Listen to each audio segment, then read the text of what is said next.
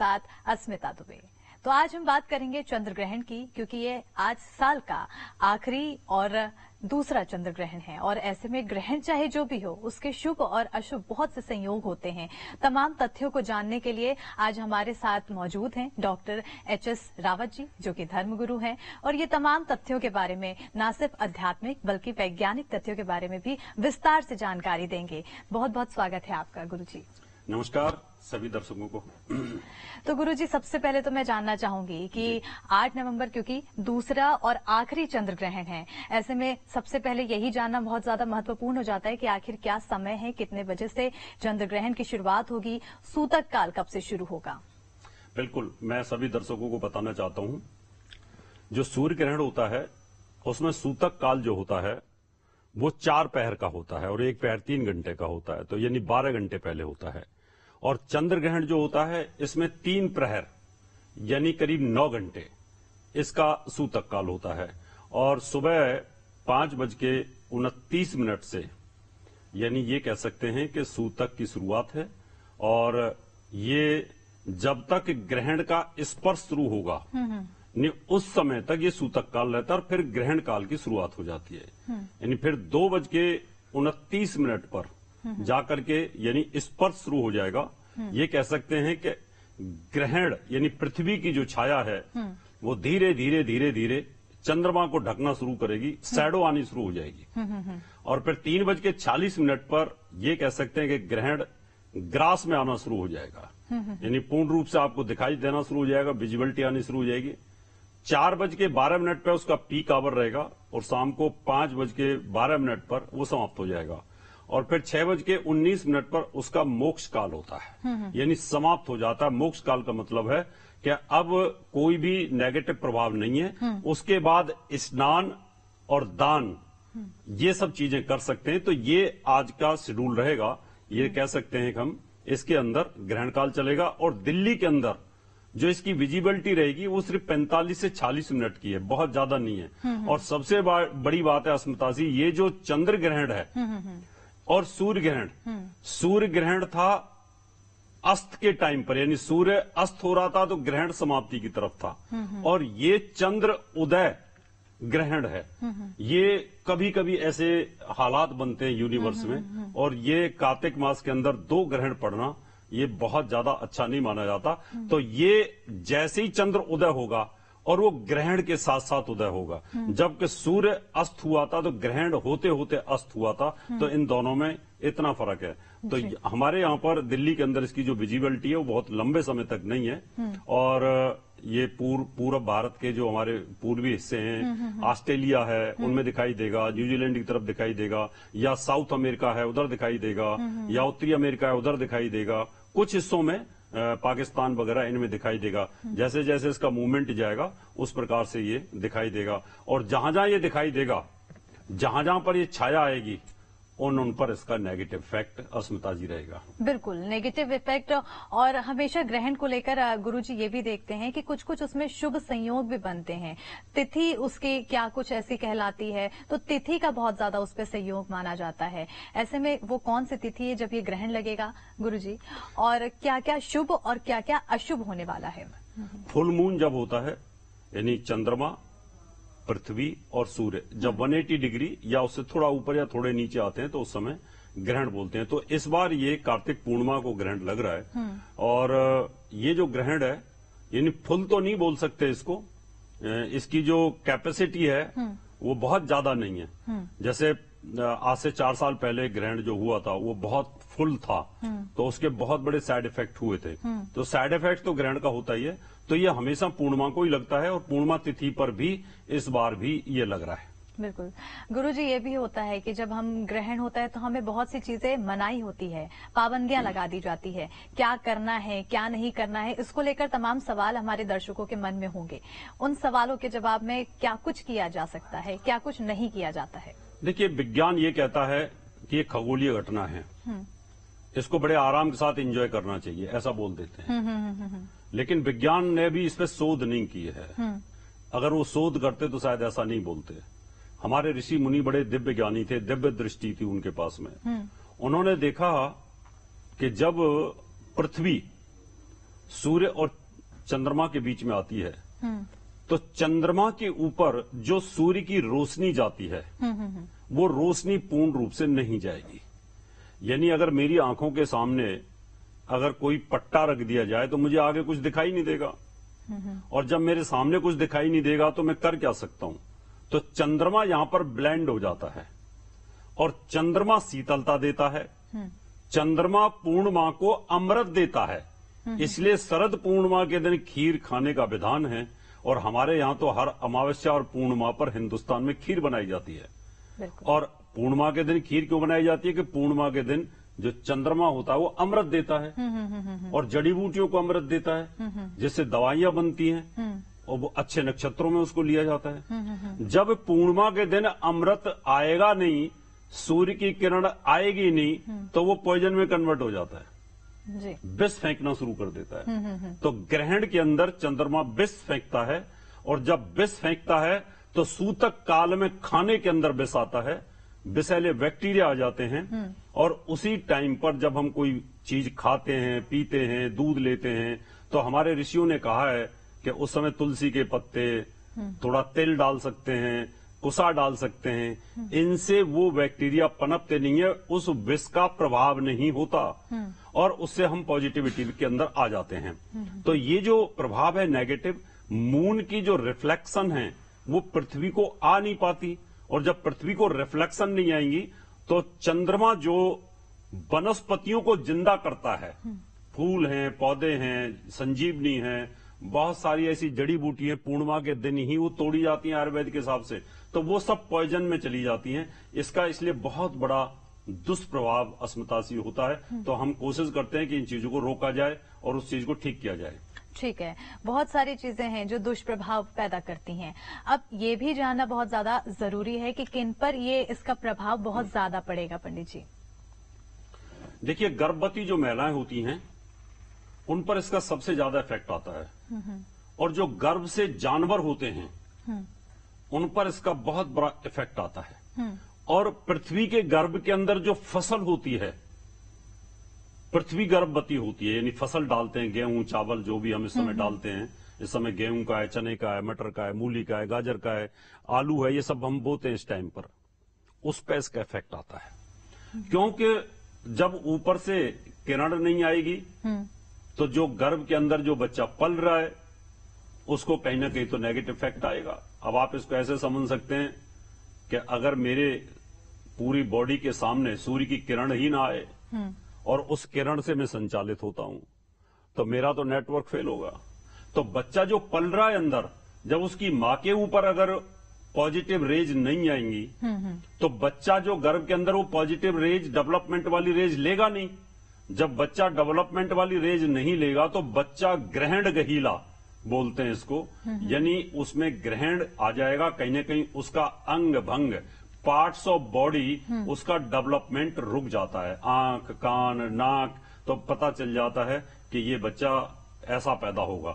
तो इसलिए कोशिश की जाती है कि ग्रहण के टाइम पर, चाहे वो गर्भवती जानवर हो और चाहे वो आपका घर का पालतू जानवर हो और चाहे स्त्री हो, उनको ग्रहण काल में बाहर नहीं निकलना चाहिए, पॉजिटिव एनर्जी के अंदर रहना चाहिए, और पॉजिटिव एनर्जी के टाइम पर अपने एनर्जी लेवल को ऊंचा रखना चाहिए। हमेशा ग्रहण के समय पर भजन, ध्यान, ये सब करते रहना चाहिए, और जो देव पूजा होती है वो वर्जित होती है। इसके अंदर मेडिटेशन है, इसके अंदर मंत्र जाप है, और चंद्र और सूर्य, इन सब की हम ध्यान कर सकते हैं, ग्रहों का जाप कर सकते हैं, जिससे कि हमारे शरीर के अंदर एनर्जी लेवल ऊपर बना रहे, हमारी प्राण शक्ति अच्छी रहे। और चंद्र ग्रहण हमेशा हमारे मन को अवसाद में डालता है, हमें डिप्रेशन में डालता है, और डिप्रेशन ना आए, कलेश ना हो, झगड़ा ना हो। मानसिक रोगी पूर्णिमा के दिन वो बड़े परेशान करते हैं, और जब चंद्र ग्रहण आएगा तो और ज्यादा उथल पुथल हो जाती है। तो इन चीजों को रोकने के लिए फिर पूजा पाठ का, अस्मिता जी, इसमें हम ध्यान रखते हैं। बिल्कुल, क्योंकि आपने पूजा पाठ की बात कही गुरुजी, तो पूजा पाठ के समय में मंत्रोच्चारण भी काफी ज्यादा अहम हो जाता है। ऐसे में कौन कौन से वो अहम मंत्र हैं जिनका जाप करने से इस दौरान लोगों के लिए अच्छा होगा और उनके लाभ के लिए वो लाभदायक होगा? बिल्कुल, बहुत अच्छा प्रश्न है। अब ये मेष राशि के ऊपर ग्रहण है और भरणी नक्षत्र के ऊपर ग्रहण है, व्यतिपात योग उसके ऊपर ग्रहण है। अगर आप देखें तो जब ग्रहण पड़ता है तो जिस राशि पर ग्रहण पड़ेगा और चंद्रमा ग्रहण में आता है राहु के साथ, चंद्रमा मनसो जातः चक्षो सूर्यो अजायत। चंद्रमा मन का कारक है। हमारे मन के ऊपर सोचने की किरणें नहीं आएंगी तो हम झटपट आते हैं, विचलित होते हैं, डिप्रेशन आता है, बेचैन होते हैं। अब उस चीज को ठीक करने के लिए हम अंदर से बॉडी के एनर्जी लेवल को हाई अगर कर लें, हम मन को मजबूत कर लें, तो उस समय पर आपको सफेद कपड़े पहनने हैं। ग्रहण काल में जैसे मैंने व्हाइट कपड़े पहन रखे हैं, ऐसे सफेद कपड़े आपको पहनने, उससे चंद्रमा मजबूत होता है। सफेद कपड़े पहनने के बाद में अब चंद्रमा के ऊपर ग्रहण है, क्योंकि चंद्रमा के ऊपर तो रोशनी आ नहीं रही है और रोशनी नहीं आने दे रहे हैं राहु देव, क्योंकि उन्होंने ग्रहण से उसको ग्रसित किया है। तो राहु के मंत्रों का जाप और केतु के मंत्रों का जाप, ये राहु केतु दोनों ही सूर्य ग्रहण और चंद्र ग्रहण लगाते हैं। तो राहु के मंत्रों का जाप करें कि हे राहु देव, आपसे विनम्र विनती है कि आप इस कष्ट को मेरे ऊपर ना दीजिए। तो उस समय एक मंत्र है, बीज मंत्र है और वेद मंत्र, दोनों मैं आपको बताता हूं। ओम मंत्र को यहां पे लाना है। ओम ब्राम ब्रीम ब्रोम सरावे नमः। इस प्रकार से ध्यान लगाते हुए, चंद्र को याद करते हुए अपने ध्यान को चंद्र की तरफ रखें, चंद्रदेव की तरफ, और फिर इस मंत्र को जाप करते रहें, जिससे चंद्रमा की पॉजिटिव एनर्जी आपके अंदर बढ़े, राहु की नेगेटिव एनर्जी आपके पास से हट जाए, तो आपका मन डिप्रेशन में नहीं जाएगा। आपके बच्चे के ऊपर, जो गर्भ में बच्चा पल रहा है, उसके ऊपर पॉजिटिव एनर्जी का प्रभाव आएगा, उसके ऊपर इस ग्रहण की काली छाया नहीं पड़ेगी, अंदर से आपका एनर्जी लेवल हाई हो जाएगा, आपकी प्राण शक्ति बढ़नी शुरू हो जाएगी। तो आपको इस मंत्र को जाप करना चाहिए मेष राशि वालों के लिए, क्योंकि मेष राशि के ऊपर यह ग्रहण है तो उसके ऊपर इसका नेगेटिव इफेक्ट है। इसका सामने सूर्य ग्रहण भी है, क्योंकि सूर्य और केतु की युति है, तो केतु के मंत्रों का भी जाप कर सकते हैं, उससे भी आपको लाभ मिलेगा। लेकिन इस चंद्र ग्रहण में राहु का ही ज्यादा प्रभाव होता है, तो आप राहु के मंत्रों का जाप करेंगे। मेष राशि वाले व्हाइट कपड़े इस समय पहन के ज्यादा रखें, तो आपको कहीं ना कहीं लाभ निश्चित तौर पर मिलेगा। बिल्कुल, क्योंकि गुरुजी आपने मेष राशि का बताया, मेष राशि के लिए ये ग्रहण है और उन पर ज्यादा प्रभाव पड़ेगा। अन्य भी कई राशि हैं, उन अन्य राशि पर कितना प्रभाव पड़ने वाला है और बाकी के राशि में के जो लोग हैं वो लोग किस तरह के मंत्र का जाप करें और कितने ज्यादा इसमें मंत्र हैं, अलग अलग मंत्र कर सकते हैं जाप, तो कौन कौन से मंत्र का जाप किया जा सकता है? इसके अंदर अस्मिता से ये होता क्या है कि 12 राशियां हैं। ग्रहण का प्रभाव 12 राशियों पर अलग अलग लोगों पर होगा। ये मैं आपको क्लियर कर दूं सबको, क्योंकि बहुत सारे लोग बता नहीं पाते इन चीजों को, सबके लिए एक जैसा बता देते हैं। मेष राशि के ऊपर ये ग्रहण है, क्योंकि मेष राशि के ऊपर राहु है। मान लो मेरी मेष राशि है तो मेरे सिर पे राहु और चंद्रमा है, तो मुझे हाइपर टेंशन होगी, मुझे बेचैनी रहेगी, तो उसके लिए मैंने मंत्र बताया। अब वृष राशि, वृष राशि वालों के लिए ये जो ग्रहण जा रहा है, ये दादी के ऊपर जा रहा है, दादी और दादा के ऊपर जा रहा है। इसका मतलब वृष राशि वालों के लिए तो इफेक्ट तो है, लेकिन दादी के ऊपर है, आपकी दादी का स्वास्थ्य खराब हो सकता है। तो उस समय पर भी आपके मन में विचलित होना, टेंशन रहना, तो उस समय भी आप इस मंत्र का जाप कर सकते हैं, क्योंकि वो उधर जाएगा वहां पर। तो वृष राशि वालों को वृष राशि वालों को शुक्र के मंत्रों का जाप करना चाहिए, क्योंकि आपकी राशि का स्वामी शुक्र होता है। तो आप वही सफेद कपड़े पहने या दूधिया रंग के कपड़े पहन करके आप शुक्र देव को याद कर सकते हैं, ध्यान लगा सकते हैं और साथ में उस मंत्र का जाप कर सकते हैं धीरे धीरे। ओम, वेद मंत्र बता देता हूं पहले। ओम सुम शुक्राय नमः, और बीज मंत्र है ओम द्राम द्रीम द्रोम सह शुक्रवे नमः। इस मंत्र का जाप कर सकते हैं, जिससे कि शुक्र आपका मजबूत होगा, तो आपकी राशि के ऊपर इसका नेगेटिव इफेक्ट नहीं आएगा। मिथुन राशि के लिए ये ग्रहण लाभ स्थान पर है और लाभ स्थान पर एक पॉजिटिव साइन देता है, तो मिथुन वालों को खुश होना चाहिए, क्योंकि आपके कर्म भाव पर बृहस्पति बैठा हुआ है, तो आपके लिए अच्छा है। आप सिर्फ अच्छे के लिए प्रार्थना कर सकते हैं। बुद्ध देवता को, भगवान विष्णु को याद कर सकते हैं। ओम बुम बुद्धाय नमः, ओम बुम बुद्धाय नमः। आप हरे कपड़े पहन करके आप मंत्र जाप कर सकते हैं, तो आपके ऊपर इसका नकारात्मक प्रभाव नहीं होगा।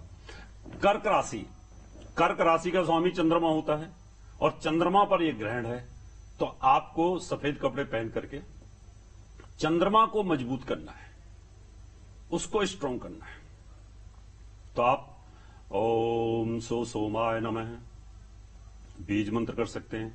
ओम श्राम श्रीम श्रोम सह चंद्रमसे नमः, ये मंत्र जाप कर सकते हैं, तो आपको जो टेंशन आएगी वो कम होगी।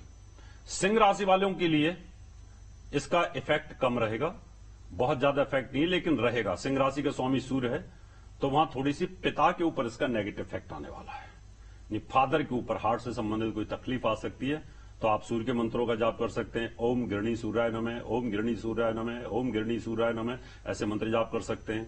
ओम ह्राम ह्रीम ह्रोम सह सूर्याय नमः, सूर्य के मंत्रों का जाप करें। अब यहां कन्या राशि की बात करेंगे। कन्या राशि का स्वामी बुध होता है और बुध के मंत्रों का जाप कर सकते हैं, जैसे कि मैंने पहले आपको बुध के मंत्र की जानकारी दी। तुला राशि, तुला राशि के ऊपर शुक्र का प्रभाव होता है, और यहां आप देखेंगे तुला राशि से सप्तम भाव पर पत्नी के ऊपर इसका नेगेटिव इफेक्ट है। जैसे मैंने कहा, दादी के ऊपर इफेक्ट है, पिता के ऊपर इफेक्ट है, और तुला राशि वालों के लिए ये इनकी पत्नी के ऊपर या पति के ऊपर इफेक्ट है, तो उनको कोई तकलीफ ना हो। अगर आपकी पत्नी गर्भवती है तो आपको ध्यान रखना है, आपके पति हॉस्पिटलाइज हैं, बीमार हैं, तो आपको ध्यान रखना पड़ेगा। तो ये खास यहां पर ध्यान रखने की जरूरत आपको होगी तुला राशि वालों को। इसका मैंने मंत्र जाप आपको बता दिया है, आप इसको रिपीट करके आप सुन सकते हैं। वृश्चिक राशि वालों पर इसका नेगेटिव इफेक्ट रहेगा। वृश्चिक राशि का स्वामी मंगल है, और मंगल मृत्यु स्थान में चलेगा। चोट, एक्सीडेंट, दुर्घटना से आपको बचाव करने की जरूरत होगी, और तनाव, स्ट्रेस, इस पीरियड में आपको ट्रैवलिंग नहीं करनी, ये ध्यान रखना पड़ेगा।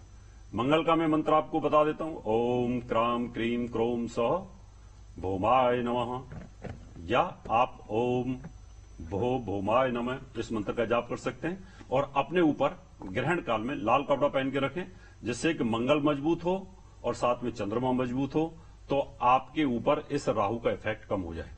धनु राशि वालों के लिए अच्छा है, राजयोग कारक है, वहां बहुत ज्यादा प्रॉब्लम नहीं है। आप पीले वस्त्र धारण करके तो आप मंत्र जाप कर सकते हैं, बृहस्पति को मजबूत कर सकते हैं, चंद्रमा को भी मजबूत कर सकते हैं। ओम ब्रह्म बृहस्पति नमः इस मंत्र का जाप कर सकते हैं। मकर राशि के लिए पॉजिटिव है, ज्यादा नेगेटिव नहीं है, क्योंकि केंद्र के अंदर ये। कुंभ राशि पर थोड़ा सा इसका नेगेटिव इफेक्ट रहेगा, क्योंकि इसका प्रभाव तीसरे भाव में चलेगा। और जो मीन राशि है उसके लिए भी बहुत ज्यादा नकारात्मक नहीं, पॉजिटिव है। तो ओवरऑल 5 राशि ऐसी हैं अस्मिता जी, जिनके ऊपर इस ग्रहण का मानसिक तनाव, उनके माता पिता, दादी, स्वयं और पत्नी, इनके ऊपर इसके नेगेटिव इफेक्ट रहेंगे। और जो उपाय बताएं आप उनको करिएगा, और उसके बाद में फिर आपको और उपाय बताएंगे हम आप। बिल्कुल, ये उपाय बताए गए हैं, साथ ही साथ मंत्र बताए गए हैं, और रंग भी बताया है कि आप उस दिन किस रंग का प्रयोग करें, और उस रंग के कपड़ों के साथ पहन के फिर आप उस मंत्र का जाप करें। आशा करती हूँ कि आप सभी ने मंत्र लिख लिए होंगे, और उन मंत्रों के जरिए आप जो ग्रहण का प्रभाव है उससे बच सकते हैं। जिन पर शुभ प्रभाव हो रहा है वो और भी ज्यादा शुभ बना सकते हैं इस ग्रहण को। अब गुरुजी, मैं ये जानना चाहूंगी, क्योंकि ग्रहण होता है, ग्रहण के दौरान सूतक लग जाता है, सूतक काल से ही खाना पीना खाना बंद कर दिया जाता है, और ग्रहण के दौरान पूजा पाठ बंद हो जाती है। उसके बाद आपने स्नान का जिक्र किया था, स्नान का क्या विधि विधान है, आखिर कब स्नान करना है, फिर उसके बाद पूजा पाठ किस तरह से किया जा सकता है ग्रहण के बाद? बहुत अच्छा प्रश्न है। बिल्कुल, लोगों को ये गलतफहमी रहती है, क्योंकि जो लोग जैसा बताते हैं वैसा सुन लेते हैं। इसके 2 विधान हैं। एक तो हमें जब सूतक काल शुरू होता है उससे पहले नहा लेना चाहिए, क्योंकि रात की नेगेटिव ऊर्जा हमारे बालों में होती है, हमारे कपड़ों में भी होती है। हमारे 9 द्वार हैं, 2 आंख, 2 नाक, मुंह, 2 कान, ऐसे हमारे जो उत्सर्जन अंग है वो। तो नहा धो करके स्नान करके आप जब तब पे बैठिए। और एक है कि अभी ग्रहण काल के अंदर आपके ऊपर नेगेटिव ऊर्जा का प्रभाव बनता है, हमारे शरीर में, हमारे बालों में, हमारे कपड़ों में वो बैक्टीरिया पैदा हो जाते हैं। आपने देखा होगा अगर 3 दिन कोई ना नहाए तो उसके बालों में जुआं पैदा हो जाती हैं, कपड़ों में जुआं बन जाती हैं, चद्दरें ना बदलें 2-4 दिन तो खटमल पैदा हो जाते हैं, क्योंकि हीट से होते हैं ये। तो यहां टेम्परेचर डिस्टर्ब होता है। तो जैसे ही मोक्ष काल हो जाए, 6:19 में मोक्ष काल समाप्त होगा, उसके बाद ये जो कपड़े हैं इनको उतारें, गर्म पानी के अंदर इनको धो दें। गर्म पानी में इसलिए कि इसमें जो बैक्टीरिया पनपा है वो खत्म हो जाएगा। और उसके बाद आप गंगा जल डाल करके, या तो बहते हुए पानी में नहाना चाहिए आपको, गंगा है, जमुना है, गोदावरी है, सरस्वती है, जो भी नदी है उनमें जाकर के नहाएं, बहुत ही उत्तम है, क्योंकि वो बैक्टीरिया बह के चला जाता है और उनका पानी इतना ठंडा होता है वो बैक्टीरिया मर जाता है। या फिर आप गर्म पानी से भी स्नान कर सकते हैं। और स्नान करने के बाद आपको दान करना चाहिए।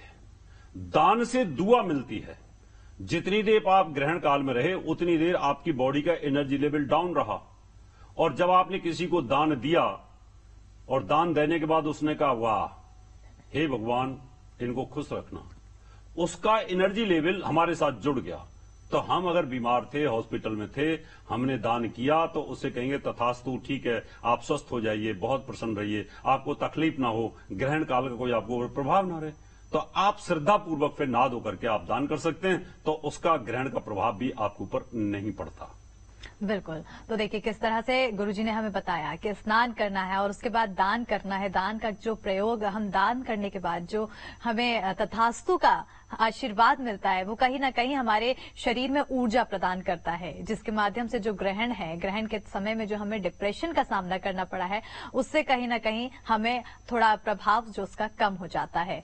अब ये तो बात आपने बताई गुरुजी कि कब लगना है और कब इसका क्या क्या प्रभाव पड़ेगा, और साथ ही साथ इसको किस तरह से इस समय में हमें पूजा पाठ करनी है। लेकिन अब सवाल ये भी बनता है कि आखिर चंद्र ग्रहण लगता क्यों है, क्योंकि इसके कई आध्यात्मिक और वैज्ञानिक कारण बताए जाते हैं। आखिर क्या इसका आध्यात्मिक कारण है और क्या इसका वैज्ञानिक कारण है गुरुजी? देखिए, आध्यात्मिक कारण तो यह है कि जब समुद्र मंथन हुआ था तो समुद्र मंथन में जो राहु नाम का राक्षस था वो अपना भेष बदल करके देवताओं के पाले में चले गए, और इस बात की जानकारी चंद्रमा और सूर्य देव ने भगवान विष्णु को दे दी। भगवान विष्णु ने मोहिनी का रूप धारण करके उसको 2 टुकड़ों में काट दिया, धड़ से अलग कर दिया। लेकिन वो अमर थे, तो उनको एक वरदान देना पड़ा कि आप चंद्र और सूर्य के ऊपर ग्रहण के तौर पर लगोगे। एक तो ये हमारे पास पुराणों में एक कहानी मिलती है, हमें ऐसा बताया जाता है कि समुद्र मंथन से इनकी उत्पत्ति होती है। दूसरा, अगर मैं साइंटिफिक पहलू इसका लेता हूं तो जैसे सूर्य के चारों तरफ ग्रह घूम रहे होते हैं, तो ग्रह एक दूसरे के ऊपर से ओवरलैप करते हैं अपनी कक्षाओं में, तो सूर्य की रोशनी को जो ढक देता है तो वो दूसरे ग्रह के ऊपर रोशनी नहीं आती है, इनके एक्सेज होते हैं। तो ऐसे ही जब 180 डिग्री पर तीनों आमने सामने आ जाएंगे तो अभी पृथ्वी अपनी रोशनी को नहीं जाने देगी चंद्रमा के ऊपर। तो सूर्य और चंद्रमा के जब बीच में पृथ्वी आ जाती है तो चंद्रमा के ऊपर रोशनी आती नहीं है, और यह तभी संभव है जब 180 डिग्री पर हो, एक लाइन में हो। थोड़ा नीचे होंगे, थोड़ा ऊपर होंगे तो भी वो ग्रहण होता, लेकिन आंशिक होता है, और पूर्ण ग्रहण होता है जब बिल्कुल सीधे आ जाते हैं। तो साइंटिफिक रोशनी अगर नहीं आ रही है तो उस रोशनी के ना आने से पृथ्वी के एक हिस्से के ऊपर जहां जहां वो रोशनी अंधेरा रहता है, वहां पर जितना भी जीव है, चर और चराचर जगत जो है, वो निश्चित तौर पर प्रभाव होता है। समुद्र के अंदर भी इसका नेगेटिव इफेक्ट आएगा, पैसिफिक सागर जो है, प्रशांत महासागर में इसका इफेक्ट आएगा, पृथ्वी के ऊपर भी इसका इफेक्ट आएगा, वनस्पति पे इसका इफेक्ट आएगा, और साथ में पहाड़ों पर भी आएगा, तो वहां भी भूकलन की संभावना बनती है। ये इफेक्ट इसके ऊपर आते हैं। ये इसका वैज्ञानिक और आध्यात्मिक प्रभाव अस्मिता से होता है। बिल्कुल। तो हमें गुरुजी ने बताया कि क्या वैज्ञानिक प्रभाव हैं, क्या आध्यात्मिक प्रभाव हैं, क्या क्या रीजन है, वो तमाम हमें तथ्य गुरुजी ने बताए हैं ग्रहण के। और आशा करती हूँ कि आपको भी इन ग्रहण के समय में जो मंत्र गुरुजी ने बताए हैं, उन मंत्र के द्वारा आप उसका उच्चारण करेंगे, ताकि जो उसका प्रभाव है, दुष्प्रभाव है, वो आप पर ना पड़ सके। और इस ग्रहण के समय भी आप पूरी ऊर्जा के साथ अपने मन को खुश रखेंगे। बहरहाल बहुत बहुत शुक्रिया गुरुजी, आपने तमाम जो तथ्य बताए, तमाम जो मंत्र बताए, वो हमारे दर्शकों को जरूर काम आएंगे। बहुत शुक्रिया हमारे साथ जुड़ने के लिए। और इसी के साथ हमारे इस खास कार्यक्रम में फिलहाल